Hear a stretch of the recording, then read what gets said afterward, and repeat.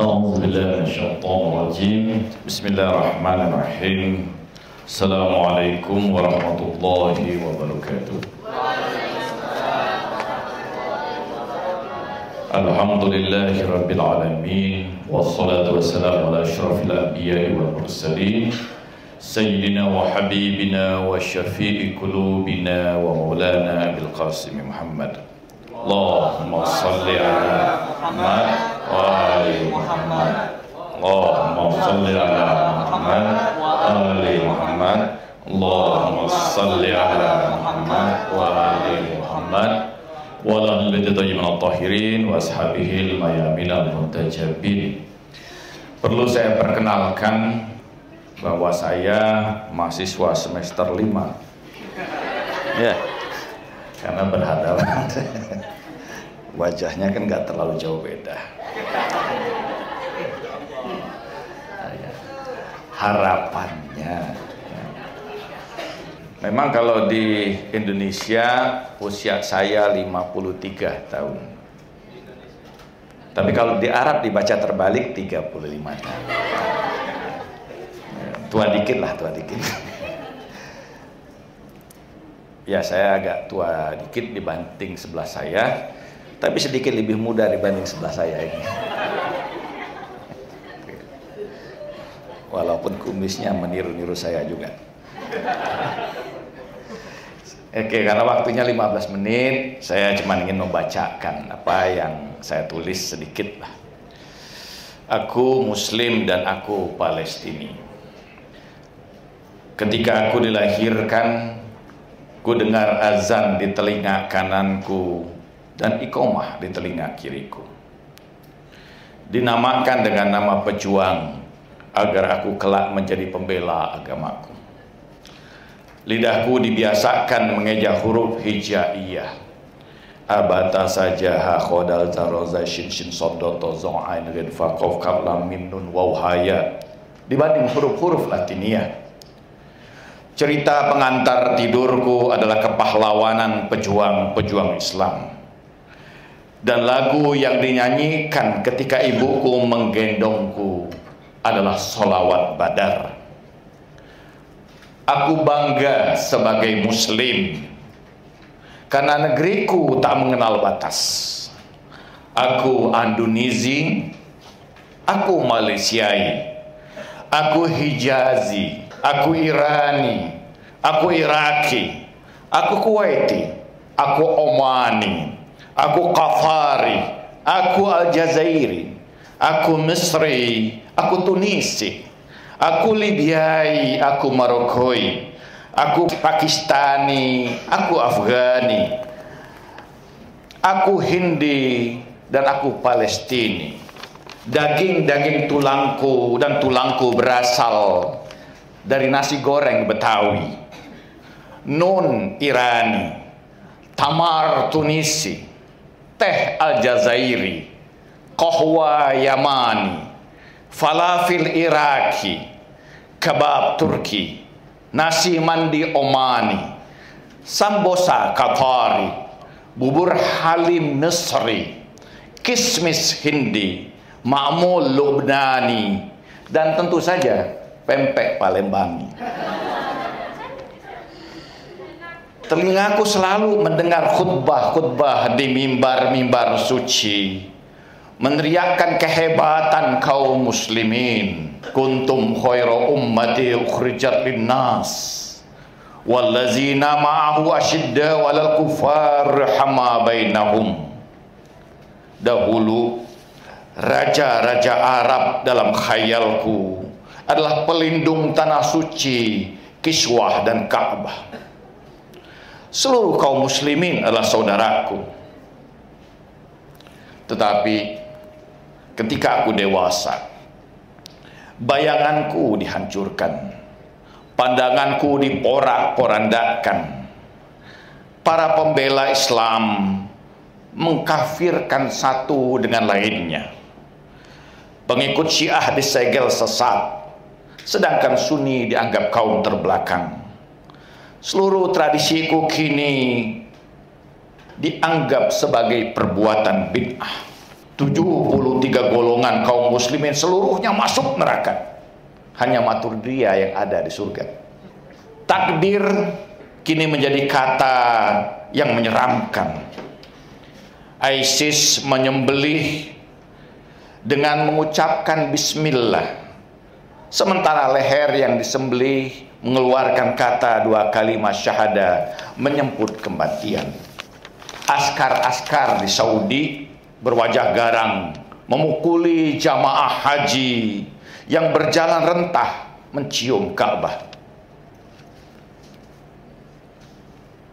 Malam-malam ini tidurku gelisah. Mimpi-mimpiku adalah kafan duka cita. Negeriku Palestina, tempat para nabi yang suci menyampaikan risalah ilahi. Sulaiman, Daud, Yusuf, Musa, dan Isa berjalan di antara Ariha dan Golgota.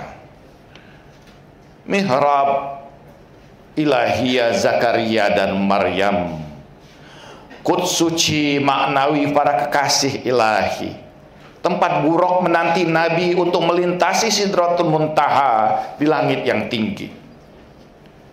Kini jiwaku tak lagi beraga. Pesta Zionis dan Amerika mencabik-cabik Palestinaku, mengoyak kelopak mata Zahra dan Ali, Atifah dan Zaid, dan anak-anak yang berwajah manis yang kemarin bernyanyi dan menari-nari kini terkoyak-koyak di antara pecahan bebatuan dan besi rudal Zionis. Ibu-ibu yang menyusui mendekap bayinya dalam dekapan perpisahan. Anak-anak menuliskan nama-nama mereka di lipatan anggota-anggota tubuh mereka, agar kelak ayah mereka dapat mengenali serpihan daging dan tulang jasad anaknya. Bagaimana lagi aku hendak menahan tangisanku ketika seorang guru mengabsensi satu persatu nama murid-murid yang dicintainya, tapi tak mampu menjawab panggilannya. Mereka semua kini telah syahid. Bagaimana aku tak gusar, raja-raja Arab justru berjabat tangan dengan setan-setan Zionis. Suara mereka membela Palestina, tapi pada saat yang sama melindungi duta-duta Israel di negerinya. Mereka berduka pada rakyat Gaza, tapi telunjuk mereka menuding Hamas sebagai penyebab utama. Kemana? Kemana para ulama yang selalu bersuara keras, membela kaum muslimin, tapi kini diam 1000 bahasa? Kemana lagi aku akan keluhkan keluhanku tentang tanah tin dan zaitun yang kini hancur tanpa tersisa? Lihatlah wajah-wajah anak-anak itu yang menatap diam dalam kesedihan yang sangat dalam, sementara sebagian kaum muslimin tidur dalam perut kekenyangan. Mereka mengais pasir-pasir untuk mengambil sedikit makanan yang tersisa dan terserak. Sedangkan di hadapan kita saat ini, makanan begitu menggiurkan. Kesedihan yang mana lagi yang aku harus ungkapkan ketika tangan ini tak mampu membela saudaraku di Palestina, sementara aku berkata bahwa aku Palestini. Kemana lagi akan kuhamparkan doa-doaku? Kemana lagi aku akan meneriakkan suaraku? Sementara tak satu pun mereka yang berkuasa kini mengucapkan panggilan untuk memanggil para tentara membela saudara-saudaraku di Palestina. Apakah cukup hanya dengan kesedihan yang ada di dalam hatiku hanya karena luka dan derita menyaksikan anak-anak yang tanpa dosa kini berkeliaran tanpa rumah dan pelukan. Derita yang mana lagi yang harus aku ungkapkan ketika menyaksikan bagaimana ayah dan ibuku, saudara-saudaraku, anak-anakku tak mampu aku bela sedikit pun. Aku berkata, aku Palestina, tapi aku tak mampu melakukan apapun untuk saudara-saudaraku yang ada di Palestina. Terima kasih. Dalam 15 menit ya.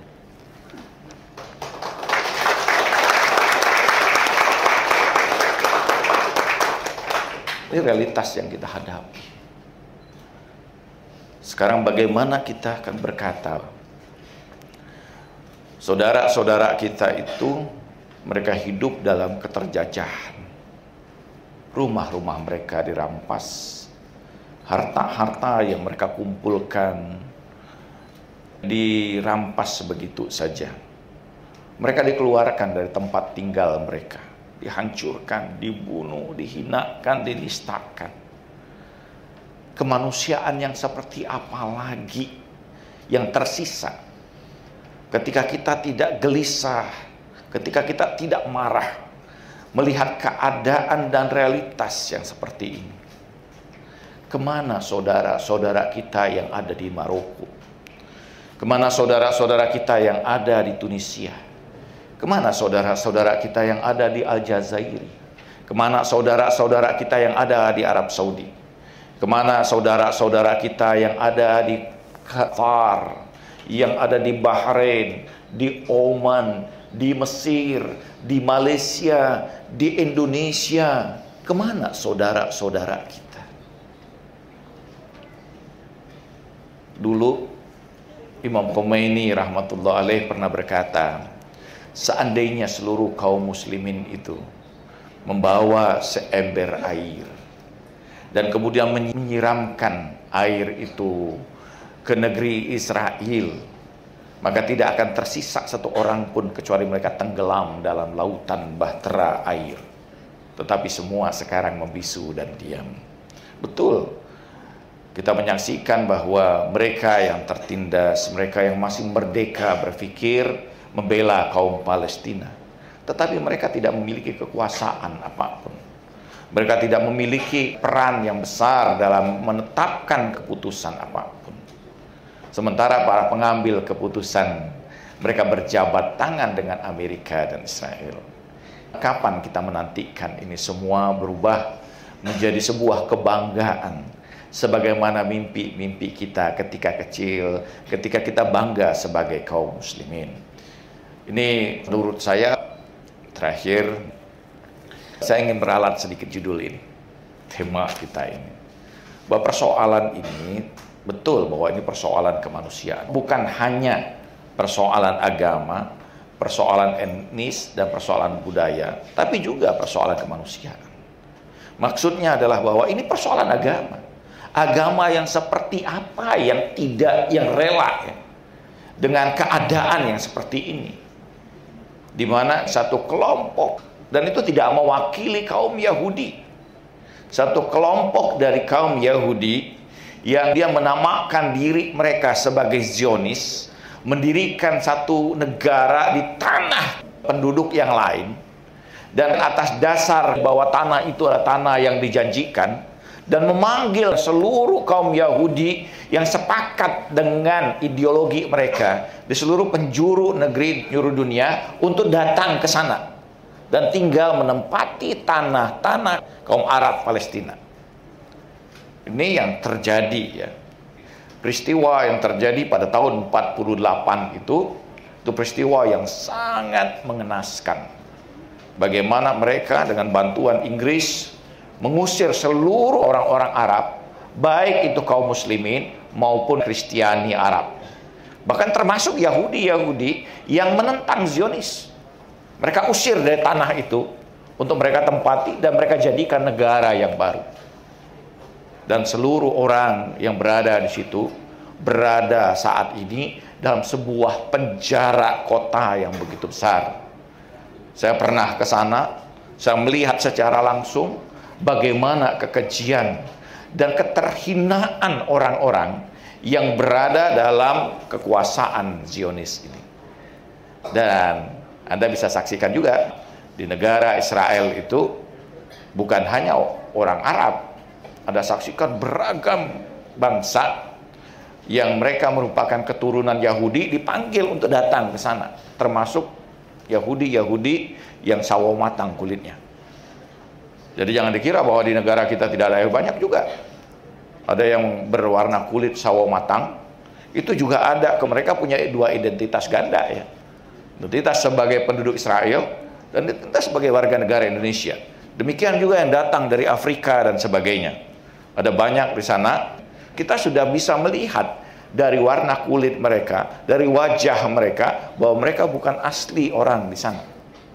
Sementara orang-orang Arab yang asli menempati tempat itu, mereka terusir di tanah mereka sendiri. Dan kekejian-kekejian ini dilakukan sementara mata dunia tertutup dan bahkan membela tindakan-tindakan yang dilakukan oleh Zionis Israel. Mudah-mudahan dengan sekarang ini seluruh orang-orang yang hati mereka terbuka, mereka punya jiwa yang merdeka, semua di dunia ini bangkit untuk melawan kekejian, kebiadaban kaum Zionis yang mempertontonkan di hadapan dunia seakan-akan hukum dunia itu berada dalam genggaman mereka. Terima kasih. Assalamualaikum warahmatullahi wabarakatuh.